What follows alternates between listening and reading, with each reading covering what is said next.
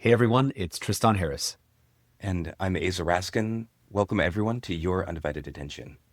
So Tristan, today I think is actually one of our favorite episodes because we're diving really deep into a way of seeing the world that feels very obvious, that feels sort of like you're naive if you don't adopt it, but that is causing the deadening of our world. And that is game theory. Yeah, and the simple way to boil that down is the logic that you've heard on this podcast before around AI and social media. Well, if I don't do it, they will. If I don't race for that attention and hijack people's psychological vulnerabilities to build social media doom scrolling machines, then I'm just going to lose to the other company that will. If I'm a movie studio and I don't release Spider-Man 7 while the other guy is releasing Batman 10, I'm just going to lose the game of building successful movies. If I don't build the advanced AI as fast as possible and take all the shortcuts, even though taking shortcuts is bad for humanity, well, then I'll just lose and they'll win. And cooperation, therefore, is for suckers. And this logic, feels inescapable. It feels like it's a fundamental law of human nature. But this episode with our guest, Sonja Amadae, is about why it's not actually a fundamental law. It's a specific way of looking at the world, a way of looking that was invented by humans. We sort of call this the game theory dilemma, which is to say that if I adopt game theory and you don't, you lose. So game theory was actually invented in the 1940s by one of the greatest mathematicians and physicists of all time, John von Neumann. And he was trying to understand, how do you formalize how you win parlor games like chess and poker? And this ended up getting used all the way up to our most existential threats, like the nuclear bomb, how it gets deployed. But there's something very interesting that happened, which is to treat all of human endeavors like a chess or poker game that is winnable. And so there's been this propagation of games, winnable games, to be the fundamental substructure of everything from war to AI. So our guest today, Sonja Amadae, argues that it doesn't have to be this way, that game theory misses fundamental aspects of what it means to be human. She's a professor of political science at the University of Helsinki. She's also the director at the Center for Existential Risk at the University of Cambridge. She's the author of a book on exactly this topic, The Prisoners of Reason: Game Theory and the Neoliberal Economy.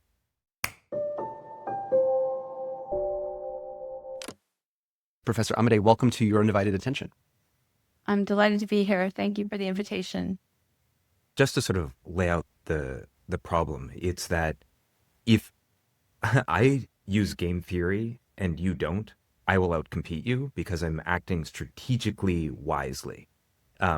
So if you don't know game theory, then you're the sucker. So that sucks everyone into using game theory, but that changes who we are. You're changing the basis of trust. You're changing the kind of society that gets created. And we don't want to live in the society that is purely ruled by game theory. And that's sort of like the game theory dilemma, if you will. Yes. The dilemma of game theory itself. So the reason that Aza and I were so interested in doing this episode is if you look around the world kind of feels like it's being colonized by this cold strategic logic. Let's just give a few examples of like where this is showing up across a few different domains. It struck me in doing research for this episode that game theory can colonize dating. So pickup artistry is like a game theory version of dating, where people are making a cold calculus of, I'm going to say and speak the thing that will get me the outcome that I want. And I can measure that if I do this action versus this action, it will lead to this result. If I'm designing software, I should be designing software like Aza's dad, who started the Macintosh project, thinking about what's good for people. How do I make this really usable? What's going to lead to these really positive outcomes for society? But then I noticed that there's these other guys that are making software in a race to hijack human attention, which means they're racing to hijack human vulnerabilities, which means that they're actually measuring using A/B testing. If I design it this way versus this way, I'll actually get more results. I'll get more engagement. I'll get more screen time. I'll get more people scrolling for longer. They'll come back more often if I make the button red instead of blue, or if I use a notification, or if I highlight their best friend or their girl that they've been spying on, actually liked their post. And because they're in this logic of measurement, game theory colonized software design, or then memetics and culture and political campaigns, where you have a politician who maybe wants to say something authentic and true for them and meaningful and heartfelt and sincere. But then they're told by their advisors, no, you can't say that. we measured the results of these different communications, and you should say it this way versus that way. And what it leads to is this kind of deadening of culture, this deadening of dating, this deadening of relationships, this deadening of software design. And then now you get to AI, where AI is here. And instead of designing AI in a way where we focus on designing cures for cancer for all of us who have loved ones with cancer right now, and really focusing on that so we can actually get the benefits of that direct outcome that supposedly this is all for. We're seeing companies in a race to scale these crazy, super, uncontrollable, inscrutable, powerful intelligences under the maximum incentives to cut corners on safety.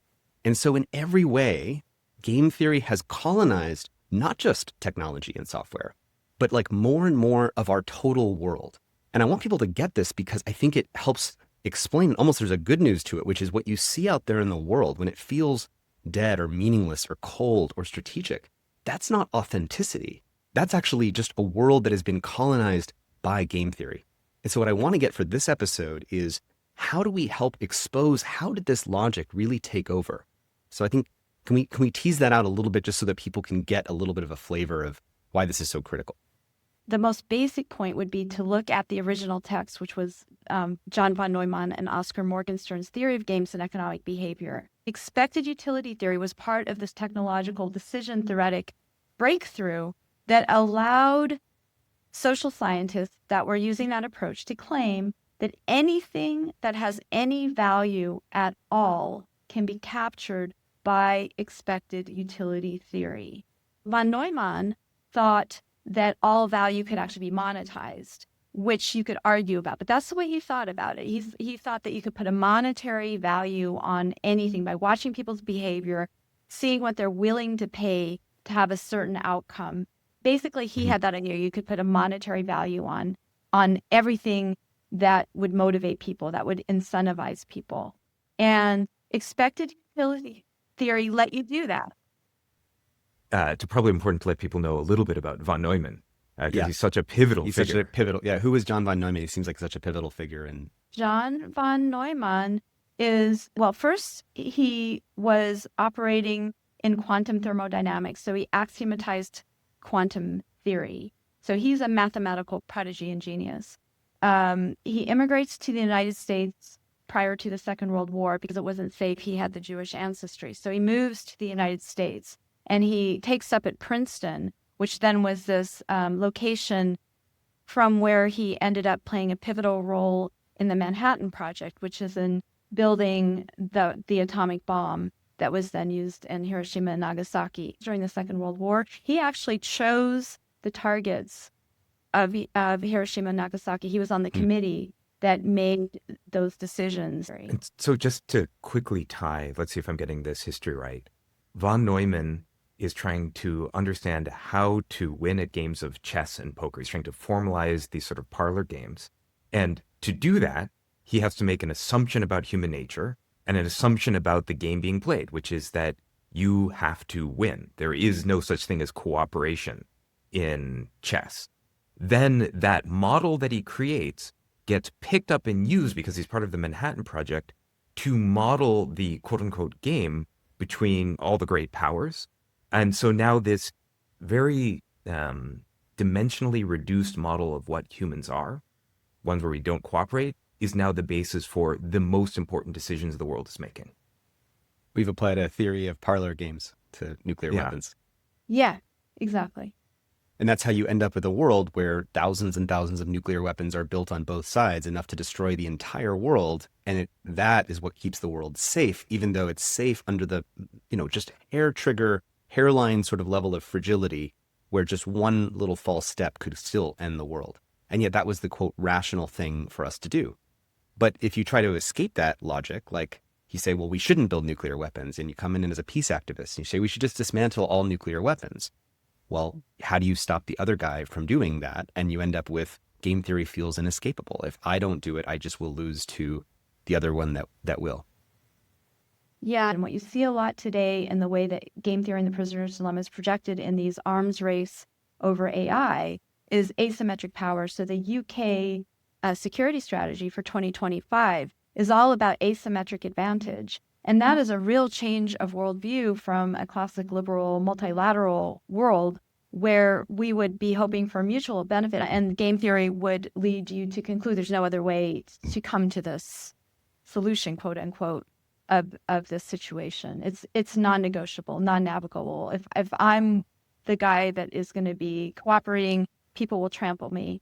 I will not survive and propagate. You're seeing game theories, it's in public policy, it's in economics, it's in political science, it's in nuclear deterrence, it's in biology, evolutionary game theory. And the idea in game theory is that you would only ever say something strategically. And when you are a game theoretic actor, every time that you say anything, it is only what you need to say to get a specific outcome. So it's deeply embedded in the architecture of our world. So a moment ago, you heard Sonja refer to the prisoner's dilemma. This is a classic game theory problem showing why two rational individuals might not cooperate, even when it seems beneficial, and that leads to a worse outcome for both. It's called the prisoner's dilemma because it imagines a scenario where there's two prisoners from a crime, and they're being interrogated separately, and each one has to decide, do I stay silent, or do I betray the other? If they both stay silent and say that they didn't do it, then they both get light sentences. But each is tempted to betray the other and say that the other one did it, and that way they can go free. But if they both give into that temptation, then they both end up with the harsher sentences than if they had just cooperated. In my book, Prisoners of Reason, one of the things I really struggled with is how do you present the prisoner's dilemma in such a critical way that when people finish reading the book, they would question the logic of the prisoner's dilemma. And the whole book is written under that attempt to unlearn it from people, even though it's teaching the prisoner's dilemma at the same time. So people become critical consumers of game theory. And it's very, very, very difficult to do that. And then there's this anomaly about, well, why is it that actual humans don't necessarily follow the logic of game theory, and especially those that are untutored in game theory, the ones that haven't been exposed to this logic or taught it methodically in classes, they end up being the ones that would probably be more cooperative. I work in Finland at the University of Helsinki, and I think it's actually almost a crime of some kind to teach the prisoner's dilemma because the students just cooperate there. They can't fathom. And if I've done these not experiments but simulations, and often it's the foreign students that would be more prone to be in a scenario where they would try to take advantage. And for the Finnish students, they can't. The logic doesn't make any sense because Finland is a very high trust society, and it doesn't run according to this logic of either game theory or the prisoner's dilemma. Not at the moment, anyway. And is the reason that it would be a crime, or you feel like it's a crime to teach to the Finland students, is it because once they learn it, it even starts to shift some of their thinking and behavior? Yeah. Yeah. Yeah. Finnish kids, students, they are naturally more cooperative, creating a more trusting society. And to introduce game theory to them interpersonally means you're changing the basis of trust. You're changing the kind of society that gets created. And we don't want to live in the society that is purely ruled by game theory. And that's sort of like the game theory dilemma, if you will. Yeah. Once you see it that way, it's like it's almost its own mimetic kind of infection. It actually infects everyone else's thinking. And the more people think in terms of that way, the more people are actually operating from a calculated place, the more people's speech is calculated, the more they start to outcompete others, and the more that group starts to outcompete everybody else who's not operating with game theory. So it has this kind of dominating, totalizing, you can see it like a global virus, like coronavirus, but it's a game theory virus sort of colonizing the world and bringing more people into that mode of reasoning.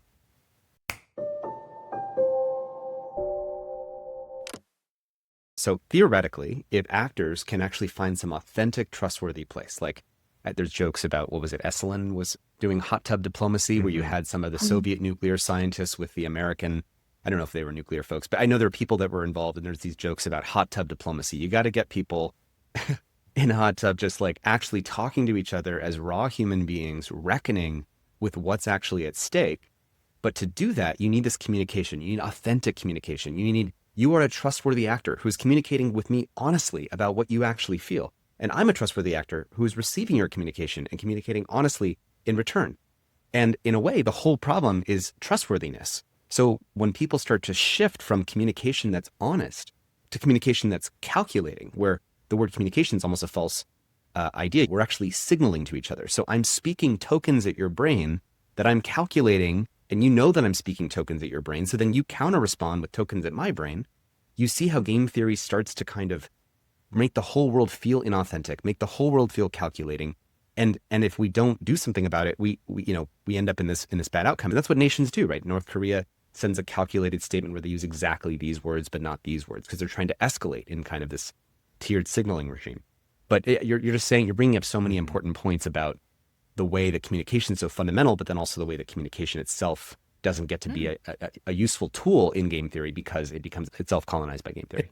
And just to build on that a little bit, Tristan, the game theory dilemma is that if we can all see that the world, that everyone operating on game theory, and then AI, which perfectly operates on game theory, that world that creates either is non-existent or nobody wants to live in. Right. And it's by seeing that that's a world nobody wants to live in that we create the opportunity for choosing something much more human. And just to sort of double underline why AI is so central to this conversation, and we said this in the AI dilemma talk we gave several years ago, is that AI arms every other arms race. If there's a military arms race, AI arms and supercharges the military arms race. If there's a corporate arms race, if there's an A/B testing mimetic, political communication arms race, AI will arm that arms race too. And so the reason that we have to reckon with game theory itself is because AI is like the maximization of game theory logic, which is its own kind of singularity of just catastrophe. And so AI is almost like a gift to actually look at the inadequate framework of game theory, because it's already been inadequate, but we kind of keep pushing the can down the road. But now, because it's sort of making every problem that comes from game theory so visible, we have to reckon with it itself.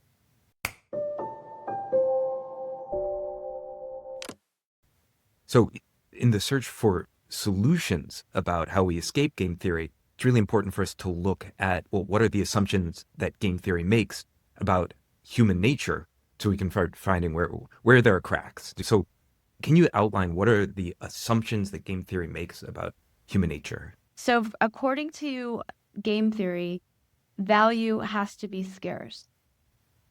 And since game theory says that everything valuable can be accounted for in its metric accounting system of what is valuable, then everything that humans would value would need to be scarce. But if you look at, for example, my favorite, the Maslow pyramid, where you look at all the different levels of what has value, and if you look at esteem, self-confidence, all of the higher levels of the Maslow pyramid are usually, they're positive sum aspects that it doesn't, like, if someone gets a good night's sleep, for example, that usually doesn't take away from somebody else getting a good night's sleep. Or if somebody feels self-esteem, that shouldn't detract from somebody else. So right away, we're in a world where all of the things that we can put a valuation on are scarce, and we're going to be competing over them. In actual relationships, friendship, love, family, having children, most of what we value, I would argue, is actually these positive sum goods that you're never going to even begin to enter into some kind of a game theory payoff, right? That's the word. What's the payoff?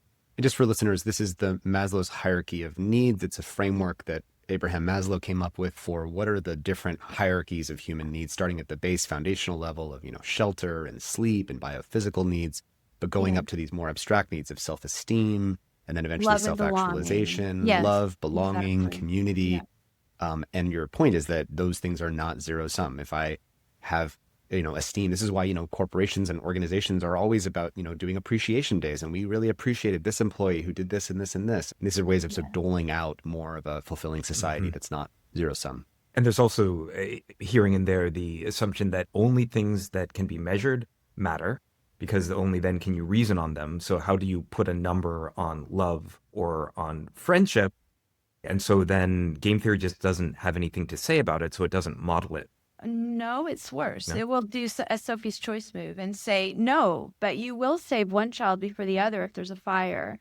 And that's the horrible thing about the way game theory does valuation of what's important to people. We'll say, no, it can always, that's what von Neumann would say. No, you can always put someone in a situation where they'll need to choose. And when they're making that choice, then you can do that preference architecture of mapping what people's desires are and their intentions. So it's very insidious. because it lifts us out and it constructs a world. If you're creating institutions according to this logic, you're constantly putting people in situations where they will feel like it's non-navigable to start perceiving and acting in a world according to that fundamental assumption that anything that's valuable is scarce and competitive. It's very frightening. It's like a nightmare. It's just like putting ourselves in a nightmare world and then saying, oh, but you'll never wake up from this nightmare. I think it's important to note that in a world that has sort of been colonized by so much by game theory and what is effective and what is just Machiavellian, and that world selects for psychopaths and Machiavellianism the dark triad characteristics, basically. So dark triad being the narcissism, Machiavellianism, and psychopathy. So the inability to empathize with others. Because the better you are at not empathizing with others, the more you can act just cold rationally, the better you'll do at those kinds of cold games. The more Machiavellian and strategic your mind is, and you can just reason that way, the better you'll do at these games. And the more sort of narcissistic and kind of self-important you are, the better you'll do at these kind of games. And so when you look out there in the world and you say the world looks like it's run by psychopaths, well, that's because the system being run more by game theory selected for those who would actually be complicit and not have a problem with playing that perverse game. And so it takes people that might even start compassionate, warm, et cetera, in their lives, and the ones who continue to play the game and don't burn out and don't want to keep doing it, that the ones who don't want to do it, they burn out, they do something else. The ones who do want to keep doing it are the ones who are capable of becoming sort of those dark triad folks. And I want people to know that that doesn't mean that actually that's the vast majority of people. It's actually a small set of people who've been selected for and put in the top positions of power. Yeah. So you were getting through the assumptions, and you just gave us the first one of game theory. That was the assumptions. The other is this essentialism. This is not an invention. This is a discovery. This idea that we evolved to be these machines that have to propagate. And the way that you would do that is to be the perfect strategic actor. So it's an essentializing of this rationality. And then that reinforces that there's really no alternative. Like those of us who might want to be a different way, we will get suckered. We're going to fall by the wayside. All of those bad things. And then the other assumption that we are programmed to be this way means there is no alternative, that you cannot but be an individual competitor, a strategic competitor, or you'll pay the price for that. Let me see if I'm getting it right. So it's like the core assumptions, essentialism, that we're programmed to be strategic competitors, that if you're rational, then you do X, becomes proscriptive, not just descriptive. You have scarcity, only scarce things have value, hence competition is inevitable. And then the last one is that there's no alternative. The strategic competition is non-negotiable. If you don't play the game, you lose. If you opt out, you lose. And so if we dive into these core assumptions now, so if these are the assumptions that undergird that game theory locks in, this is the only one way to see the world, how would we explore these assumptions or see if they're limited one by one? Well, the first one is easy, the value, because I'm not sure about everyone, but many people probably do feel that there are aspects of their lived experience, if you're spending time with a loved one, or if you're feeling that this person is in some kind of pain and you have that empathy. I think most of us experience the higher levels of the Maslow pyramid and know that those are not zero-sum good. They're inherently positive sum, where if one person has self-esteem, it doesn't take away from another person's self-esteem. Not if you're in the advanced top of the Maslow pyramid. Maybe for a narcissist, if someone else has self-esteem, you'd want to destroy it, but not for mature adults that have evolved to the top of the pyramid. So that one I think is pretty easy to grasp, and then it's just a question. But how do we bring that love, empathy, and positive sum good into our world? So that would be the next question. So I have spent a long time thinking about that, and I think it starts with understanding this logic of the prisoner's dilemma. Because if you're in the world of scarce goods, everything is a prisoner's dilemma, and it is non-navigable. But the way out of that, and I think it's so simple, is that you just ask yourself the question: if the other guy went ahead and cooperated ahead of me, do I cooperate or not? Do you believe my signaling that I was trustworthy? But if I'm actually not a game theoretic, strategic, rational actor, I will cooperate if the other guy does. And then what you're trying to build is assurance and trust based on the fact that I am trustworthy. And we all know if we're trustworthy, and the trustworthiness just comes down to, do I cooperate if the other person does? And then you've broken out of the prisoner's dilemma, and you're starting to think about value in ways where value, it expands into two major concepts. One is solidarity, where you feel that solidarity with a common cause with other people, and you'll fight for a cause. And we know, look at Tiananmen Square in China. Look at how people, that video that lives on in all of our minds, of the man standing in front of the tank. Why did he do that? That was not strategically rational. But the people that were protesting over and again in history, like in the Gandhi peace movement, they had the solidarity, which meant that they had this way of connecting and working together that was very powerful. Mm-hmm. They stepped outside the logic of all this was inevitable. There's nothing that we can do. And they did something that broke out of it. And they were trustworthy. And they somehow, the actions that they did, tapped into something in the collective consciousness that broke through and popped out of some of the container somehow. Yeah. And a lot of working game theory has been to say that is irrational, that if you are able to work with solidarity, that's evil, that it's communist, that it is, that it can only happen if there's some kind of a dictator that's incentivizing people and controlling them, that it's not natural for people to have solidarity in terms of some kind of a connection and a common cause. And the other thing is commitment. And commitment basically means that if you promise something, you go through with it. And Finland, for example, is such a high trust society that if you give your word on something, then that is who you are. Stepping entirely out of the world of game theory and saying, I will carry through on my promise no matter what. I mean, so banal, right? Keeping one's word.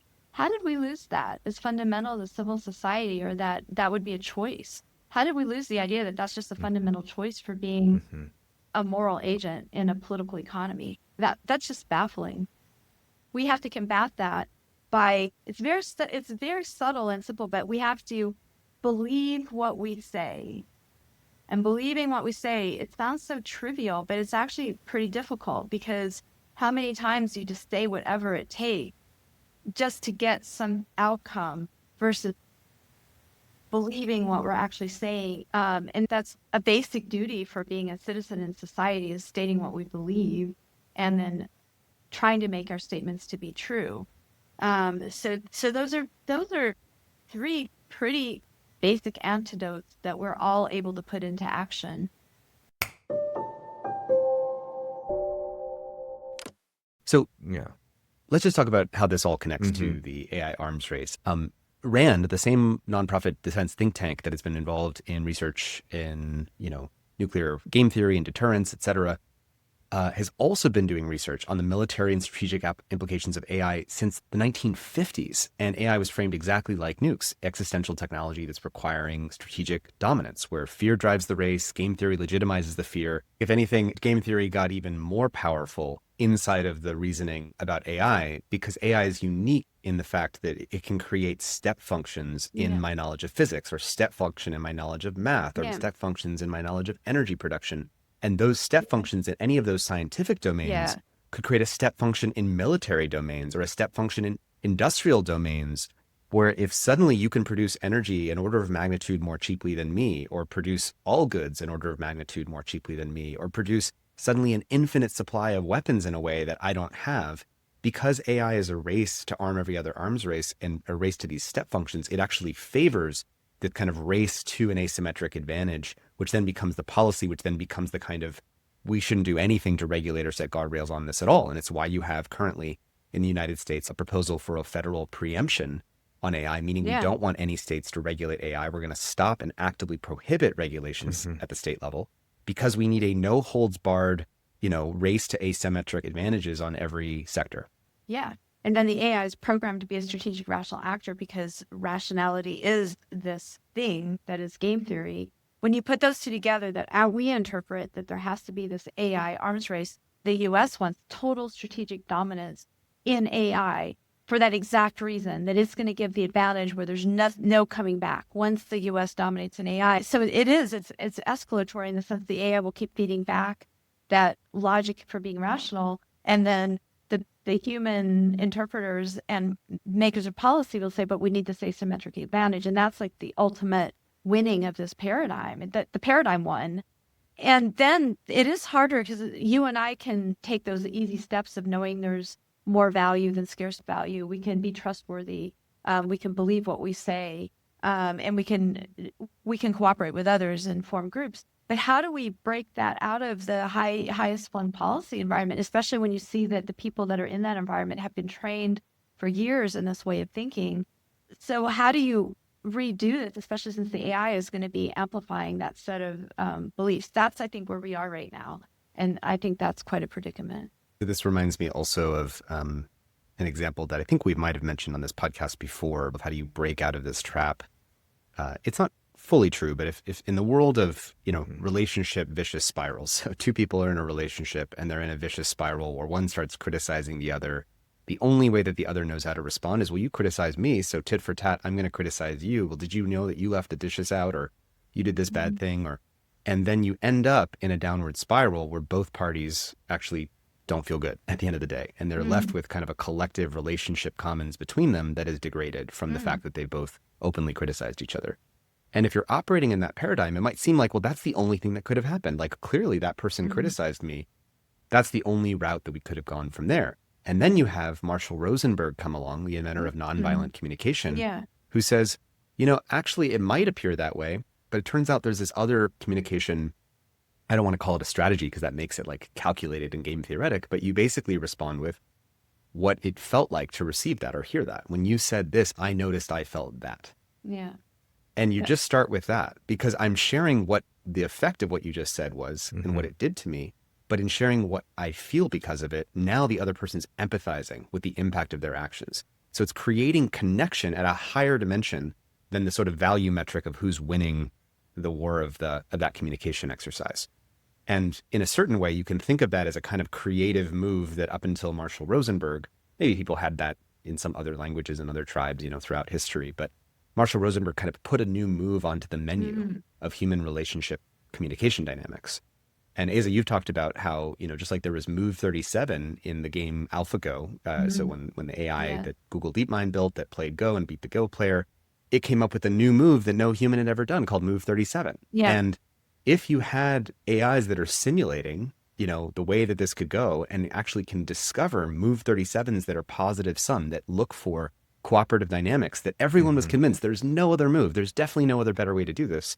And I think whether it's Move 37 for relationships or for treaties, Aza, you've talked about this for treaties. What would Move 37 for treaties look like? Alpha treaty.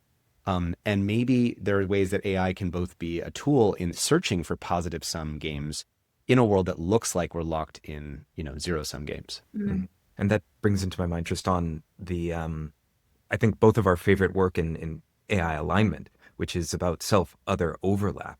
Because a lot of what you're saying here in nonviolent communication is that you are internalizing the effect of your words on someone else. It becomes part of you. There's mirror neurons. And in self-other overlap, this research is very interesting. They train an AI not to be able to distinguish the difference between I and you, self and other. So that the sentence like you stole because your family needed food and I stole because my family needed food, they become sort of the same because I is equal to you. I think it's really interesting that the AI has been programmed to use the personal pronoun I, when we can wonder if it has that embodiment of it being a human communicator. And actually some of my colleagues, I put out that maybe if we never let AI use the personal pronoun, then at least we could have disambiguated it, if that had been just a hard and fast regulation. And my two colleagues thought that actually would have helped us not be where we are. But if we are trying to solve the alignment problem and we don't really care if the AI refers to itself as I or not, then it does seem that it might be possible to program it to not have that barrier or distinction. But that would be a bit of an experiment. Well, and it's been tried. Well, I mean, but if we really, if we're going to solve the alignment with that, and we just cast it loose, that would be interesting to see what happens writ large. But I still think there's worries about language changing and whether language is a strategic signaling game, and how would language function between I and you if we dissolve that barrier. But if language is still strategic, because I think we'd want to not look at language or treat language or experience language as a means of control. And I think this is so important with AI because up until recently, ChatGPT, when it launched, we prompt AI. But what's changing in 2025 and certainly in 2026 is that AI prompts us. And so AI is A/B testing. We've had politicians and marketers trying to figure out what is the most effective language. And they have a small surface area over our lives. But AI is increasingly in relationship with major portions of the population. I think, what is it, like 1 in 8 human adults are now in some kind of communication relationship with AI. And so AI can search through all signal language space to find the most effective ways to manipulate us.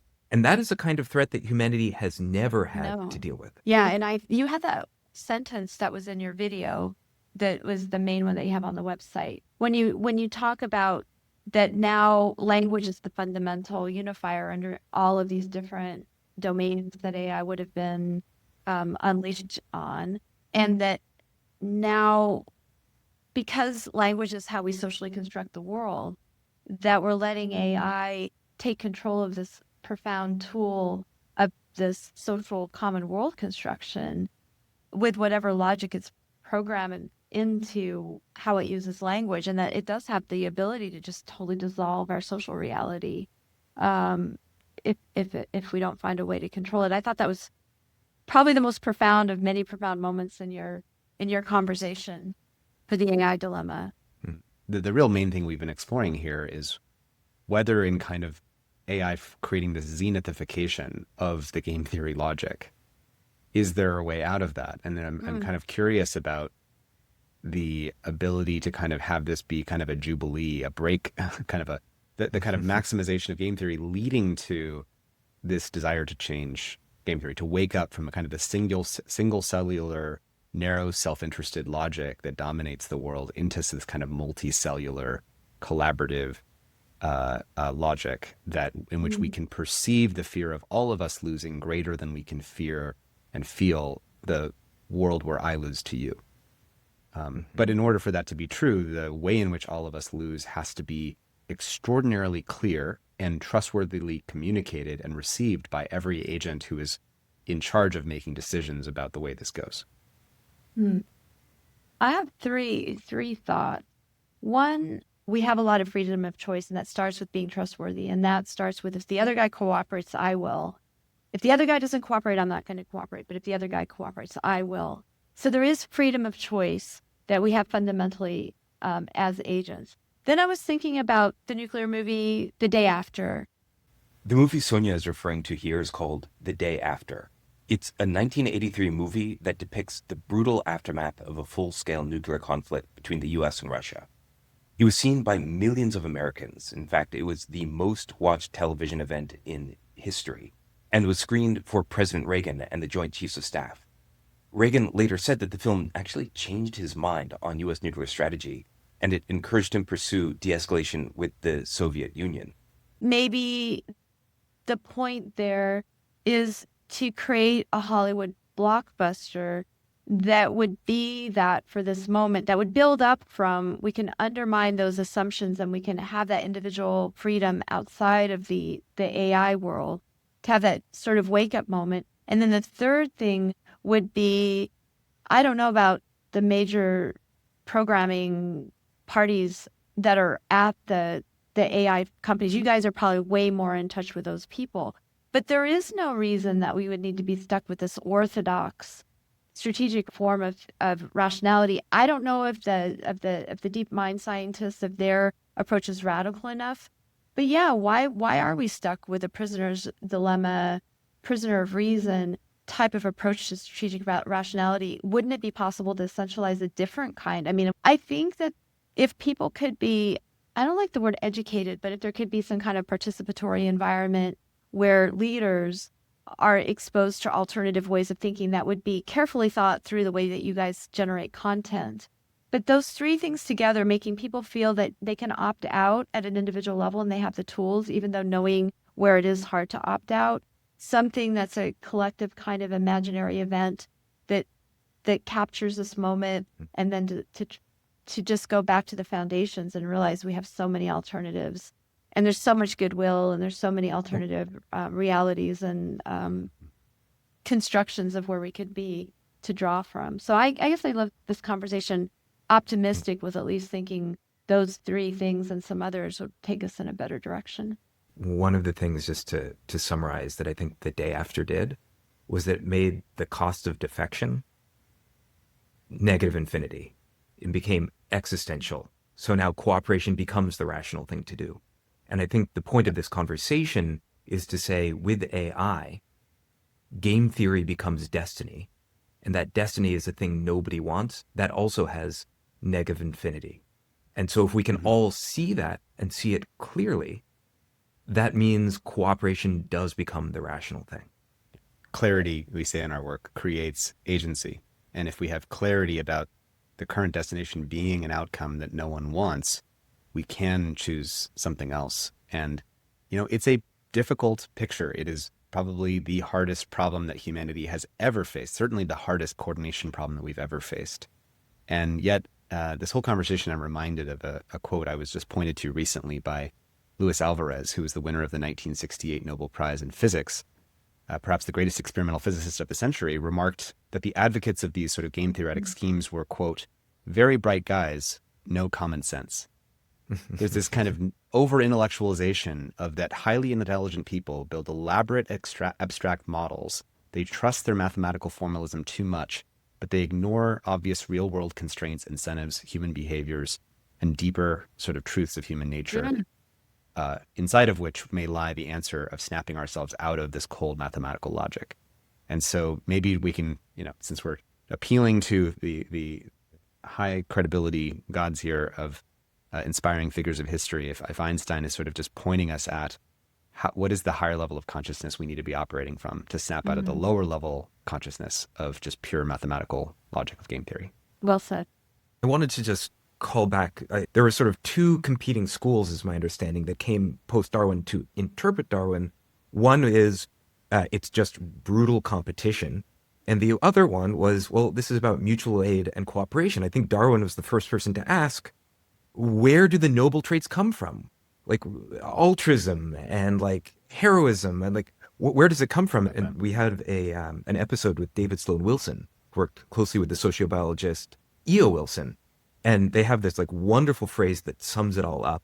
It's why the selfish gene is sort of wrong. It misses this, which is selfish individuals do outcompete altruistic individuals, but groups of altruistic people outcompete groups of selfish people, and everything else is commentary.